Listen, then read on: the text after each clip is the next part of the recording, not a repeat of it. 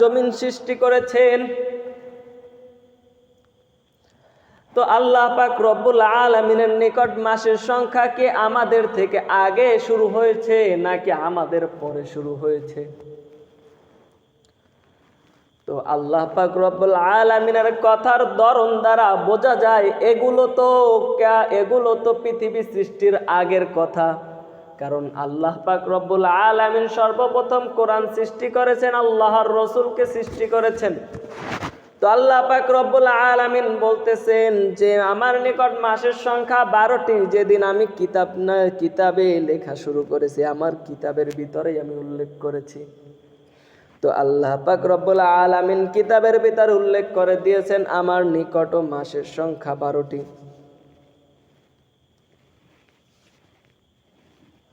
অন্য জায়গায় রাসূল সাল্লাল্লাহু আলাইহি ওয়াসাল্লাম বলেছেন, ইন্না জামানা ক্বাদ ইস্তাদারা কাহাইয়াতিহি ইয়াওমা খালাকাল্লাহুস সামাওয়াতি ওয়াল আরদ। নিশ্চয় সময় তার সেই স্বাভাবিক অবস্থায় ফিরে এসেছে যেদিন আল্লাহ আসমান ও জমিন সৃষ্টি করেছেন। তার মানে আল্লাহ পাক রব্বুল আলামিন আসমান ও জমিনের সৃষ্টি যেদিন করেছেন সেই অবস্থা মানে বোঝা যাচ্ছে আসসানাতুসনা আশারা শাহরান, বছর 12 মাসে গঠিত হয়েছে। তার মানে যেদিন আল্লাহ পাক রব্বুল আলামিন পৃথিবীকে আসমান এবং জমিন সৃষ্টি করেছেন সেদিন থেকেই পৃথিবীতে মাসের সংখ্যা 12টি, আর আমরা মানুষ তার পরে এসেছি। তার মানে বোঝা যাচ্ছে যে এই আল্লাহ পাক রব্বুল আলামিন সর্বপ্রথম মাসের সংখ্যা নির্ধারণ করেছেন। দুনিয়ার কোনো বৈজ্ঞানিক মাসের সংখ্যা সর্বপ্রথম 12টি নির্ধারণ করে নাই। দুনিয়ার কোনো বৈজ্ঞানিক যেমন সৃষ্টি করে নাই, কোনো গবেষক কারো সৃষ্টি করে নাই, সর্বপ্রথম সৃষ্টি করেছেন আল্লাহ। এই কারণেই তো আমরা মাসের ভিতরে মিল পাই। আর যদি আল্লাহ সৃষ্টি না করতো তাহলে কখনো দেখা যেত মাসের সংখ্যা 12টি হয়ে যেত, আবার 13টিও হয়ে যেত, আবার কখনো দেখা যেত তার বেশিও চলে যেত। এর মানে বোঝা যাচ্ছে যে আল্লাহ পাক রব্বুল আলামিন মাসের সংখ্যা 12টি নির্ধারণ করেছেন। অতঃপর সেই 12টি সংখ্যা নির্ধারণ করার পরে যখন মানুষ দুনিয়াতে পাঠিয়েছেন তাদেরকেও জানিয়ে দিয়েছেন যে আমার নিকট মাসের সংখ্যা 12টি, তোমরাও নির্ধারণ করে নাও মাসের সংখ্যা 12টি।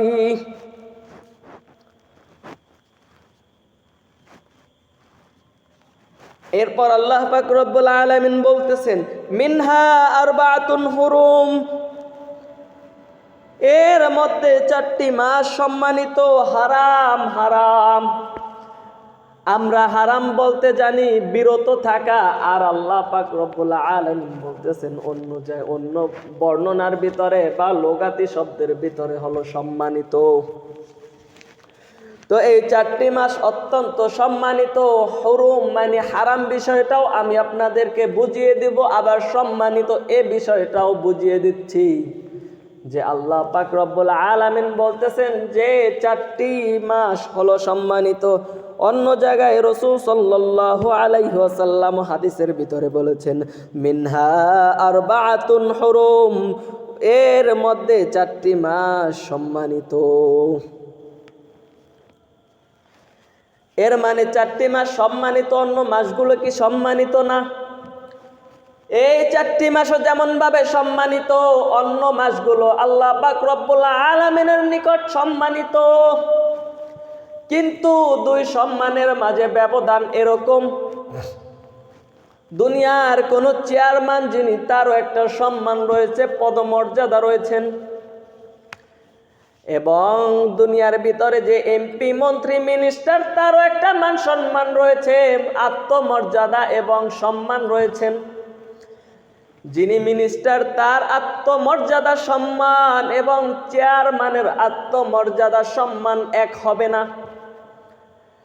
ঠিক তেমনি ভাবে অন্য মাসগুলো তো সম্মানিত, কিন্তু তার ভিতর থেকেও অধিক সম্মানিত এই 4টি মাস।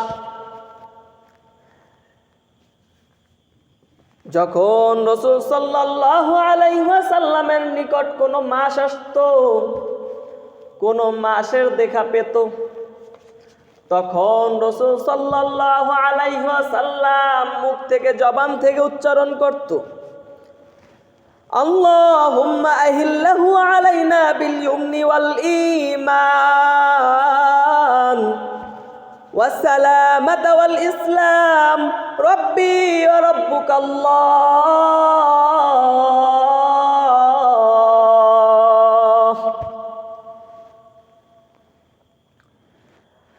আল্লাহ পাক রব্বুল আলামিনের নিকট দোয়া করত, অথচ আমাদের নিকট মাস আসতেছে চলে যাচ্ছে, কিন্তু আমরা তো দোয়া পড়ি না। এমনকি আমাদের ভিতরে অনেক ব্যক্তি রয়েছেন যারা কখন মাস আসে আর কখন মাস চলে যায় তারও ঠিক থাকে না। এরপর আল্লাহ পাক রব্বুল আলামিন বলতেছেন, ফালা তাজলিমু ফিহিন্না আনফুসাকুম, সুতরাং তোমরা এই মাসগুলোতে নিজেদের উপরে জুলুম করো না। এখন আসে নিজেদের উপরে জুলুম মানে কি? নিজে নিজেকে মারা, এটা কি নিজের উপরে জুলুম? এটাও যেমন নিজের উপরে জুলুম, ঠিক তেমনি ভাবে আল্লাহ পাক রব্বুল আলামিনের হুকুম না মেনে শয়তানের কোন আদেশকে মানাও হলো নিজের উপরে জুলুম। শয়তানের কোন আদেশ মানাও নিজের উপরে জুলুম, আর আল্লাহ পাক রব্বুল আলামিনের কোন আদেশকে ছেড়ে দেওয়াই হলো নিজের উপরে জুলুম। প্রতিদিন 5 বেলা 5 ওয়াক্ত নামাজ আমাদের থেকে ছুটে যাচ্ছে, মসজিদে মাইকে মুয়াজ্জিন সাহেব আজান দিচ্ছে আর আমরা খবরও রাখতেছি না। নামাজ ছুটে যাচ্ছে, রোজা ছুটে যাচ্ছে, আরো বিভিন্ন আল্লাহ পাক রব্বুল আলামিনের হুকুম আমাদের থেকে ছুটে যাচ্ছে। এই যে আমরা আল্লাহ পাক রব্বুল আলামিনের হুকুমকে ছেড়ে দিলাম মানে শয়তানের হুকুমকে মেনে নিলাম, আর শয়তানের হুকুমকে মেনে নিলাম মানে আমরা নিজেদের উপরে জুলুম করতেছি, জুলুম। এই জন্যই তো যখন কোনো মাস শুরু হতো রাসূল সাল্লাল্লাহু আলাইহি ওয়াসাল্লাম আল্লাহর কাছে দোয়া করত যে আল্লাহুম্মা, হে আল্লাহ, আহিল্লাহু আলাইনা বিল ইয়ুমনি ওয়াল ঈমান,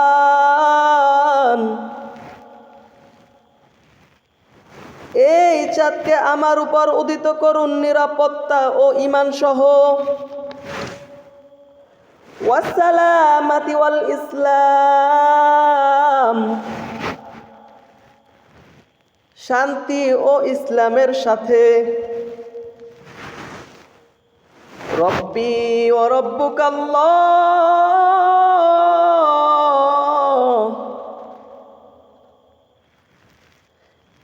এবং এমন কাজের তৌফিক দিন যা আপনি ভালোবাসেন ও সন্তুষ্ট হন, আমাদের রব এবং তোমার রব আল্লাহ।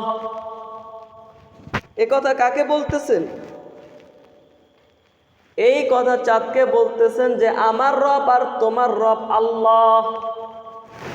কিন্তু আমরা তো দোয়া করি না, বরং কিভাবে দোয়া থেকে বেঁচে থাকা যায় এই চেষ্টা করতে থাকি। আল্লাহ পাক রব্বুল আলামিনের নিকট বেশি বেশি দোয়া করার তৌফিক দান করুন। এরপর আল্লাহ পাক রব্বুল আলামিন বলতেছেন, ওয়াকাতিলুল মুশরিকিনা কাফাতান কামা ইউকাতিলুনাকুম কাফা, আর তোমরা সকল মুশরিকদের বিরুদ্ধে একত্রে যুদ্ধ করো, যেমন তারা তোমাদের বিরুদ্ধে একত্রে যুদ্ধ করে। আল্লাহ পাক রব্বুল আলামিন বলতেছেন যে তোমরা কাফেরদের বিরুদ্ধে একত্রে যুদ্ধ করো, যেমন তারা তোমাদের বিরুদ্ধে যুদ্ধ করে। অথচ বর্তমান সময়ে তার বিরুদ্ধে উল্টা হচ্ছে, বরং কাফেরদের বিরুদ্ধে তো যুদ্ধই হচ্ছে না, বরং আল্লাহর আইনের, আল্লাহর আদেশের বিরুদ্ধে গিয়ে মুসলমানদের বিরুদ্ধে যুদ্ধ করতেছেন। আমার এক ভাইয়ের উপরে ইহুদি খ্রিস্টানরা জুলুম করতেছেন, নির্মমভাবে হত্যা করতেছেন। শিশু এবং নারীদেরকে নির্মমভাবে হত্যা করতেছেন, যেগুলো একেবারে জঘন্যতম অপরাধ। আর আমরা মুসলিম রাষ্ট্রগুলোই ওই ইহুদি খ্রিস্টানদেরকে মদদ যোগাচ্ছি, সাহায্য করতেছি। কেউ কেউ সাহায্য করতেছে প্রকাশ্যে, আবার কেউ কেউ সাহায্য করতেছে গোপনে, আবার কেউ কেউ চুপ থেকে তাদেরকে সমর্থন দিচ্ছে। অথচ কি করা উচিত ছিল, আর আমাদের মুসলিম রাষ্ট্রগুলো কি করতেছে? ফিলিস্তিনের দিকে তাকিয়ে দেখেন, চারপাশে মুসলিম রাষ্ট্র, কিন্তু তারপরেও তাদের অস্তিত্ব একেবারে বিলীন হয়ে যাওয়ার মতো। মুসলিম রাষ্ট্রের ভিতরে ইহুদি ইসরায়েল, কিন্তু তাদের বিরুদ্ধে কোন মুসলিম রাষ্ট্র একেবারেই সম্মুখে তাদের বিরুদ্ধে আসে না। মাত্র 2-1টা মুসলিম রাষ্ট্র ছাড়া।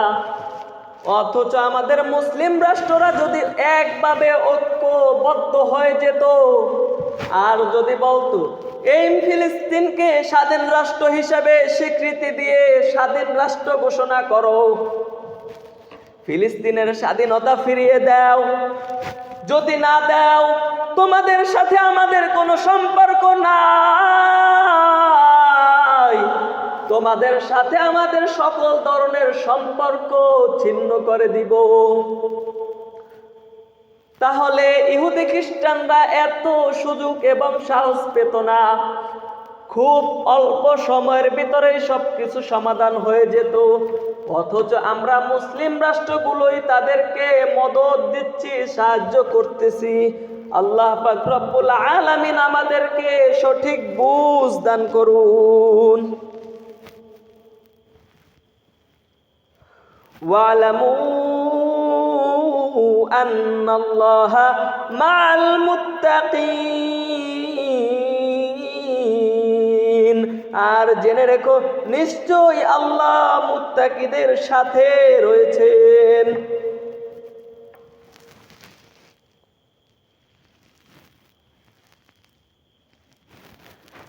আর রাসূল সাল্লাল্লাহু আলাইহি ওয়াসাল্লাম এই সমর্থনে এরকম ভাবে মিল রেখে হাদিস বর্ণনা করেছেন।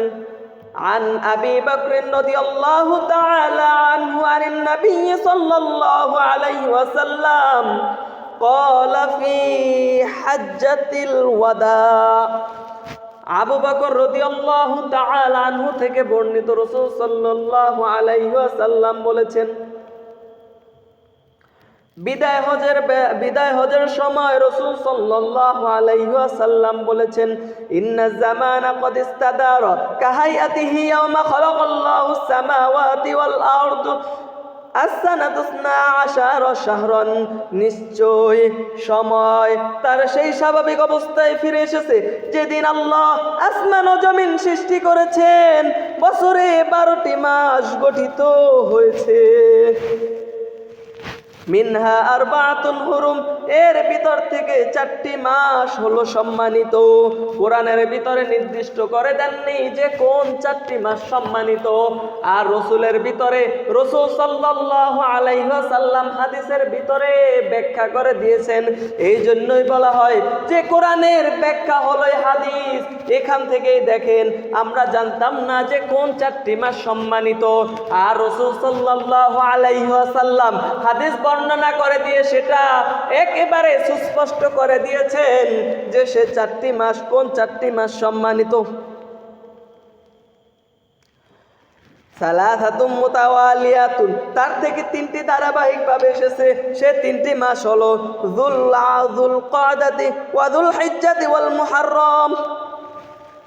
তন্মধ্যে যে 3টি মাস সম্মানিত, সেই 3টি মাস হলো জিলকদ, জিলহজ ও মুহররম। ওয়া রাজাবু মুদারাল্লাযী বাইনা জুমাদা ওয়া শাবান। আর চতুর্থ মাসটি হলো রজব মাস, যা জুমাদা ও শাবান মাসের মধ্যবর্তী অবস্থিত। সহিহ বুখারীর 3197 নাম্বার হাদিস আর সহিহ মুসলিমের 1679 নাম্বার হাদিস। তো আল্লাহ পাক রাসূল সাল্লাল্লাহু আলাইহি ওয়াসাল্লাম বলতেছেন সেই চারটি মাস হলো জিলকদ, জিলহজ, মুহররম ও রজব মাস। তো আমাদের নিকট থেকে এই জিলকদ মাস বিদায় হয়ে যাচ্ছে, অথচ এই চারটি মাস যে সম্মানিত, আমরা এর যে কদর করা উচিত, একে যেরকম ভাবে পালন করা উচিত ছিল, যেমন ভাবে আমাদের অন্তরের ভিতরে ধারণ করে তাকে এই যে মাসটা যে বরকতময় এবং সম্মানিত, এটা যে প্রকাশ করা উচিত ছিল, আমরা কি সেটা পেরেছি কিনা একটু চিন্তা করে দেখি। আমরা পারছি না পারি নাই? মাস তো আমাদের থেকে একেবারে বিদায়ের সম্মুখে চলে এসেছে, অথচ এই মাসের সম্মান কিভাবে আমাদের আদায় করা উচিত ছিল। এই মাসের যে আমলগুলো এবং এই মাসের জন্য আমাদের যেগুলো করণীয় ছিল, এখন আমি আপনাদের সামনে সেগুলোই বলে দিব। জিলকদ মাসের পরিচয় কি? জিলকদ মাস হলো হিজরি সালের যে 11তম মাস, 12টি মাসের 11তম মাস হলো জিলকদ। আর কদ্দা শব্দের অর্থ হলো বসে থাকা, অর্থাৎ যুদ্ধ থেকে বিরত থাকা। আল্লাহ পাক রব্বুল আলামিন এবং রাসূল সাল্লাল্লাহু আলাইহি ওয়াসাল্লাম হাদিসের ভিতরে যে বলেছেন হুরুম মানে বিরত থাকো, মানে হারাম করেছেন যুদ্ধ এবং সকল খারাপ কাজ থেকে আল্লাহ পাক রব্বুল আলামিন এবং রাসূল সাল্লাল্লাহু আলাইহি ওয়াসাল্লাম নিষেধ করেছেন।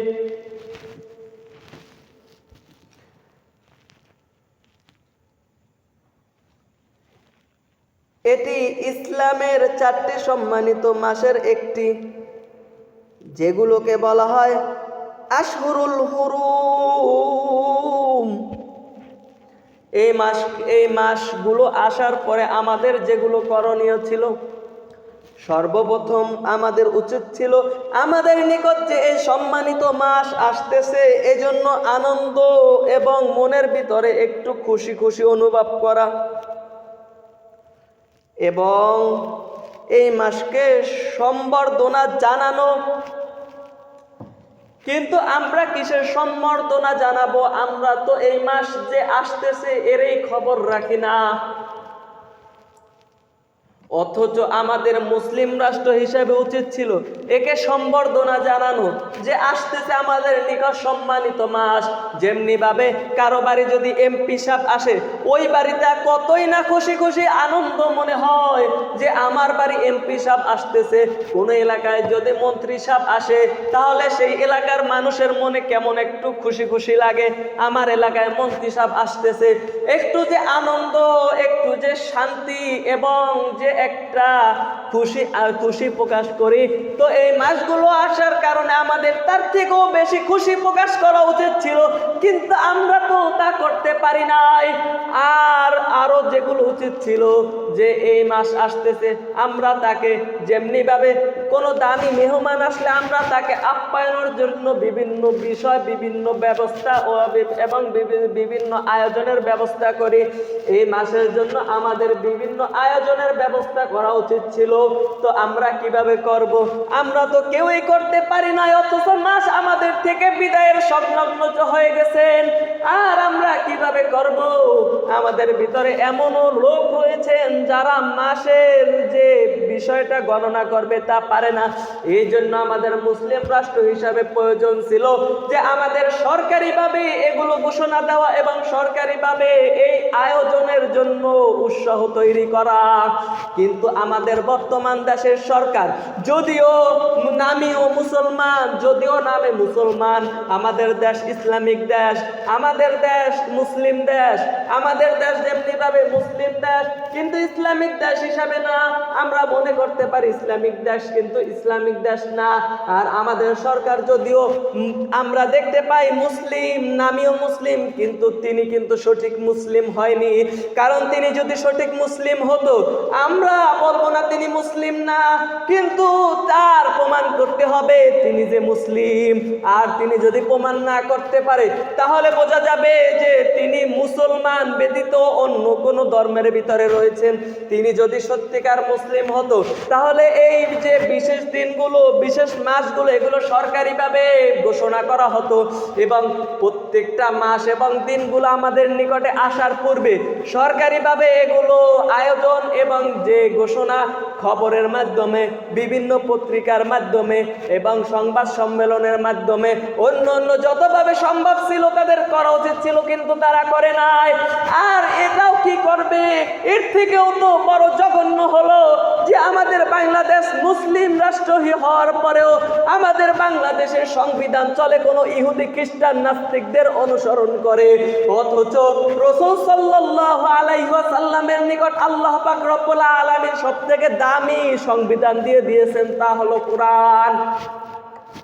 কোন দেশ যদি কোরআন এবং হাদিস অনুযায়ী চালানো হয়, তাহলে ওই দেশে অশান্তির তো কোনো কারবারই থাকে না। অশান্তি কিভাবে হয় তাও জানতো না।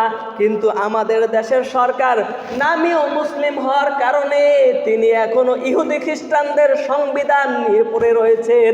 যদিও এই সংবিধান তৈরি করেছেন বাঙালি মুসলমান, বাঙালি মুসলমান তৈরি করার পরেও এর ভিতরে যেগুলো লিখেছেন সবগুলো লিখেছেন ইহুদিদেরকে অনুসরণ করে, ইহুদিদেরকে অনুসরণ করে। আর কোরআন হাদিসের বিরুদ্ধেও বিভিন্ন বিষয় লিখেছিল। যেমনি ভাবে আপনারা জানেন যে ওলামায়ে কেরাম এই কারণে এই কোরআন হাদিসের বিরুদ্ধে লেখার কারণে তারা বিভিন্নভাবে সংবাদ সম্মেলন, এমনকি সোহরাওয়ার্দী উদ্যানে বিশাল সম্মেলন করা হয়েছে, বিভিন্ন জায়গায় মিছিলের ব্যবস্থা করা হয়েছে, এর বিরোধিতা জানানো হয়েছে। আর আমাদের দেশের মুসলিম সরকার হওয়ার পরেও ওই সংবিধানকে মেনে দেশ চলে, অথচ এই সংবিধানের থেকে যেটা দামি সংবিধান তা ছেড়ে দিচ্ছে। আর যদি আপনার ফলো করতে হয়, কেন আমেরিকার মতো এমন ইহুদি খ্রিস্টানদেরকে ফলো করতে হবে? যদি আপনার ফলো করতে হয় তাহলে আপনি ফলো করুন আবু বকর রাদিয়াল্লাহু তাআলা আনহুর শাসনামল। দেখুন তিনি কিভাবে জনগণের জন্য কাজ করেছেন। হ্যাঁ, এটা তো কখনো করবে না। যদি এই কাজ করে তাহলে তো নিজেদের পকেট আর গরম হবে না। রাষ্ট্রীয় সম্পদ নিজেদের পকেটে নিতে পারবে না, মানুষের উপরে জুলুম করতে পারবে না, মানুষের উপরে অন্যায় অবিচার করতে পারবে না। দেখেন হযরত ওমর ফারুক রাদিয়াল্লাহু তাআলা আনহু কেমন শাসক ছিল, যে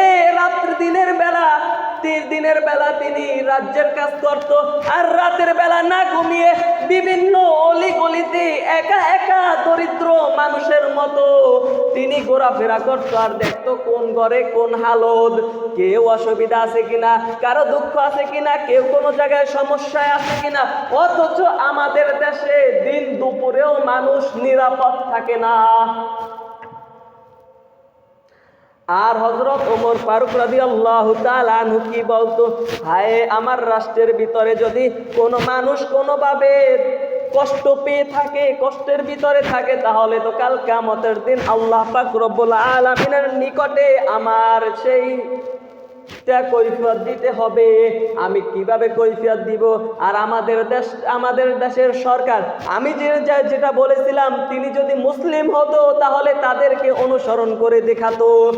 এর মানে আমরা দেখবো আমাদের সরকার মুসলিম নাকি অন্য কোনো ধর্মে রয়েছে। যদি অন্য কোনো ধর্মের ভিতরে থেকে থাকে তাহলে তাদেরকে অনুসরণ করবে, আর যদি মুসলিম হয়ে থাকে তাহলে কোরআন হাদিস মেনেই রাষ্ট্র চালাবে। সংবিধান হবে কোরআন এবং হাদিস, অন্য কোনো কিছু সংবিধান হতে পারবে না। আর যদি কোরআন হাদিস মেনে রাষ্ট্র চালায় তাহলে তো রাষ্ট্রের ভিতরে কোনো বিপদ হওয়ার কথা না।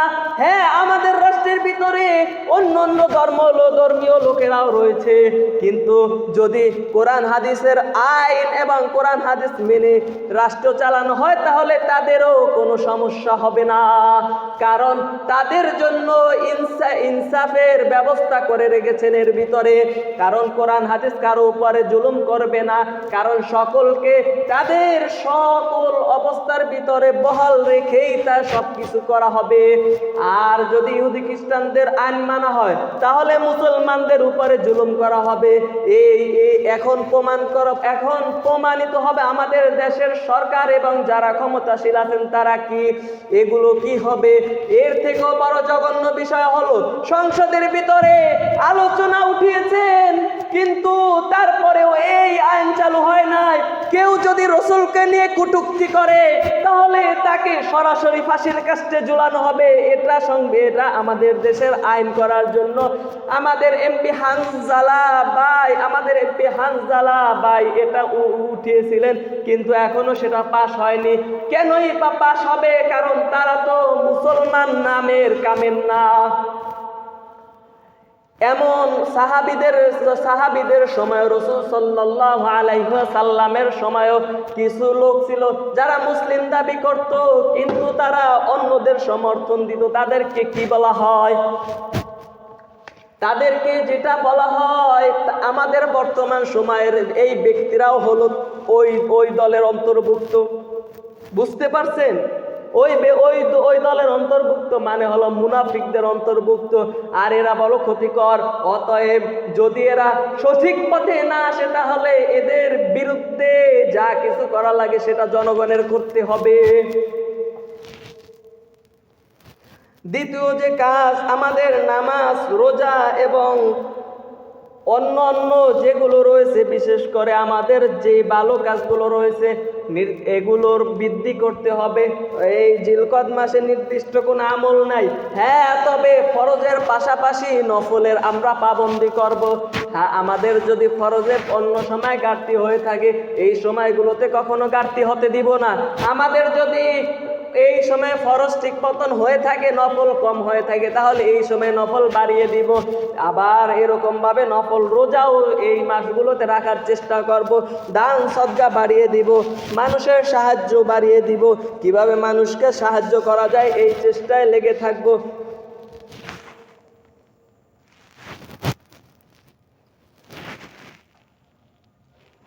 আর আমরা যেটা করব না সেটা হলো মানুষের সাথে ঝগড়া ফাসাদ করব না।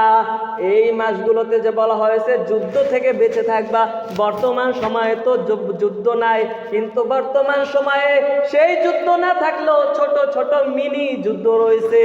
যেমন ভাবে ঝগড়া করা, মানুষের সাথে ফাসাদ সৃষ্টি করা, হানাহানি করা, কাটাকাটি করা, কিভাবে অন্যকে ঠকানো যায়, কিভাবে আরেকজনকে কষ্ট দেওয়া যায়, কিভাবে অন্যের সম্পদ আত্মসাৎ করা যায়, এগুলো সব কিছুই হলো এই মিনি যুদ্ধের অন্তর্ভুক্ত।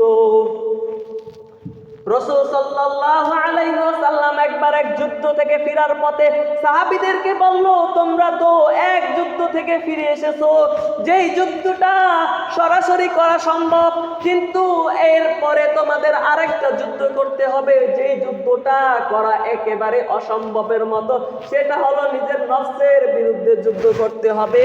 আর আমাদের বর্তমান সময় এই নফসের বিরুদ্ধে যুদ্ধটা হলো অতি প্রয়োজনীয় এবং আবশ্যকীয়। এই জন্য আমরা চেষ্টা করব যে আমাদের এই যেটা অনেক প্রয়োজনীয় যুদ্ধ করা উচিত, নফসের যুদ্ধ, এটা আমরা পালন করার চেষ্টা করব। খুব মনোযোগ এবং খেয়ালের সাথে এই যুদ্ধটা পালন করার চেষ্টা করব। জিলকদ মাসের যে ঐতিহাসিক ঘটনা সেটা হলো হুদায়বিয়া সন্ধি। হিজরিতে গঠিত হয়। কুরআনে আল্লাহ পাক রব্বুল আলামিন বলেছেন, ইন্না ফাতাহনা লাকা ফাতহাম মুবিনা। এটি ছিল ইসলামের একটি বড় বিজয়। হুদায়বিয়া সন্ধি মানে হলো ইসলামের একটি বড় বিজয়। আর সর্বপ্রথম বিজয় হলো হুদায়বিয়া সন্ধির বিজয়। আর আল্লাহ পাক রব্বুল আলামিন যেখানে কোরআনে ঘোষণা দিয়েছেন, এর বিরুদ্ধে আমাদের কিছু বলা এবং অনুমান করাও সম্ভব না। যদি অনুমান করে থাকি তাহলে আমাদের ঈমান নষ্ট হয়ে যাবে। অতএব এই যে জিলকদ মাসে যেটা অনুষ্ঠিত হয়েছেন, যে হুদায়বিয়া সন্ধি, দেখেন এই মাসে আরো একটি বরকতপূর্ণ এবং আমাদের আনন্দনীয় কাজ তৈরি হয়েছেন। রাসূল সাল্লাল্লাহু আলাইহি ওয়াসাল্লাম একাধিকবার উমরা হজ পালন করেছেন এবং অধিকাংশই পালন করেছেন এই মাসের ভিতরে। কিছু গাজওয়া যদিও হারাম মাস, তবুও আত্মরক্ষামূলক কিছু যুদ্ধ সংগঠিত এই মাসের ভিতরে হয়েছে। এটা কারো উপরে ঝাঁপিয়ে পড়া যুদ্ধ না, বরং অন্যের থেকে নিজেকে বাঁচানোর জন্য, ইসলামকে বাঁচানোর জন্য যুদ্ধ করা হয়েছে। কিছু গাজওয়া সংগঠিত হয়েছে। আর হজের মাস 3টি, তার ভিতর থেকে